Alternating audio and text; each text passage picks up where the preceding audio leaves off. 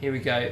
I've been covering a mini-series these past few weeks talking about enemies of the heart, how we can guard our hearts.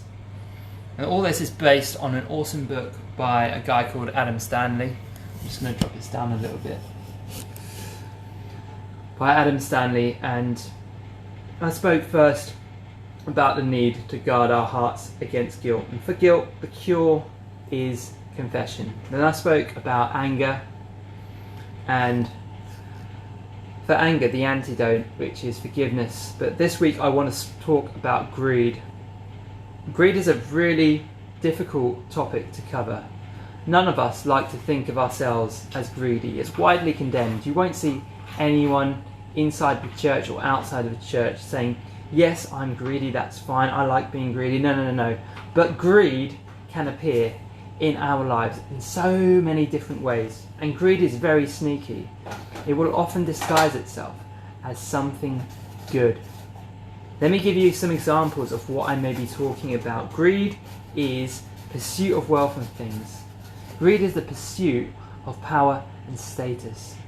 Greed is being wasteful or excessive, like having more of something than you would ever require.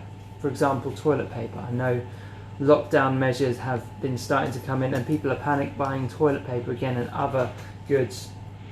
Greed is becoming obsessed with security. Now, security is not a bad thing, but making it into an obsession is.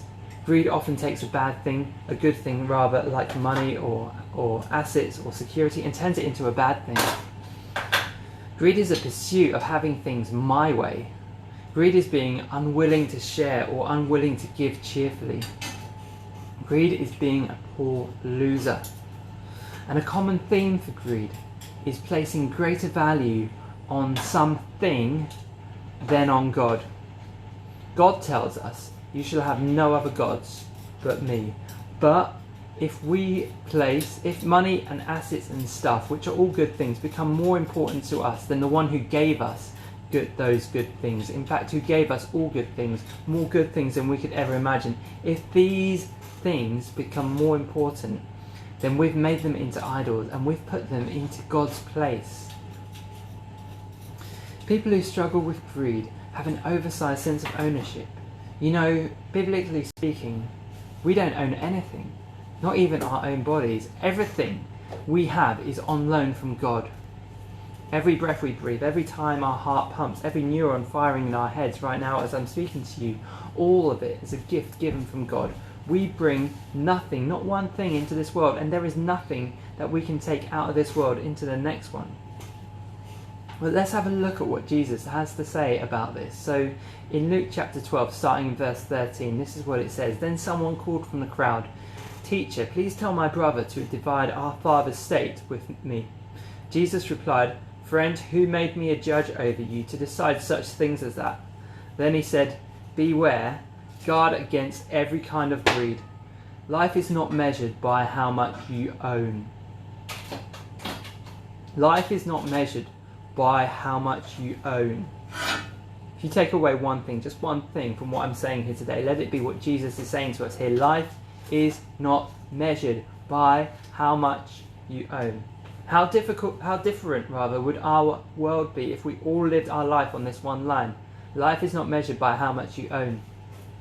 These words from Jesus are extreme. Life is not measured by how much you own. Why is that extreme? Because how many people do you know who truly believe this? It goes against everything you see on TV and YouTube. It goes against every advert, every commercial you've ever seen. It goes against everything we're taught in this world. The more stuff, the more power, the more status, the more expensive house, the more money, well, the more your life is worth, right? No. Jesus says no, wrong. Life is not measured by how much you own. The passage continues in verse 16. It says, "Then he told them a story. A rich man had a fertile farm that produced fine crops. He said to himself, 'What should I do? I don't have enough room for all my crops.' Then he said, 'I know, I'll tear down my barns, build bigger ones, and I'll have enough room to store all my wheat and other goods. Then I'll sit back and say to myself, my friend, you have stored enough away for years to come. Now take it easy, eat, drink, and be merry.' Verse 20, but God said to him, you fool, you will die this very night. Then who will get all the things that you work for? Yes, a person is a fool to store up earthly wealth, but not have a rich relationship with God. Greed says, I owe me. We previously talked about how guilt says, I owe you, how anger says, I owe me. Well, greed says, I owe me. I deserve this. I deserve this thing. I deserve every good thing that comes my way. I've earned it, therefore I should have it. So how do we cure greed? We can defeat greed through giving.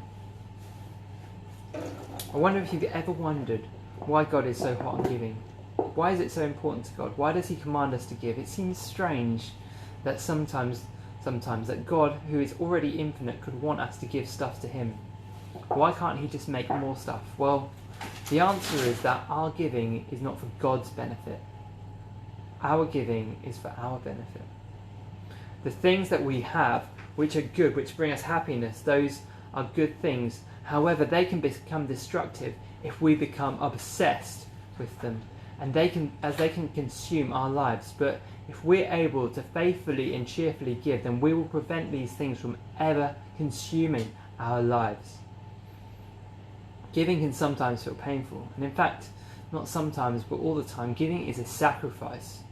We may be sacrificing our money, sacrificing security, sacrificing status, sacrificing worth in the eyes of God, but in the eyes of others. But God is able to give us far more of these things than we could ever obtain for ourselves, and he knows exactly how much of these things we need and how much would consume us and destroy us. And we know that we can always trust in God. He will never leave us nor forsake us, but wealth and fortune can disappear in a second. Being greedy is such a pointless thing, and it can lead to destruction. But Jesus said life is not measured by how much you own. Let's make sure that we're cheerful givers who trust in God for our future, rather than trusting in things that we have. That was what I wanted to encourage you with today.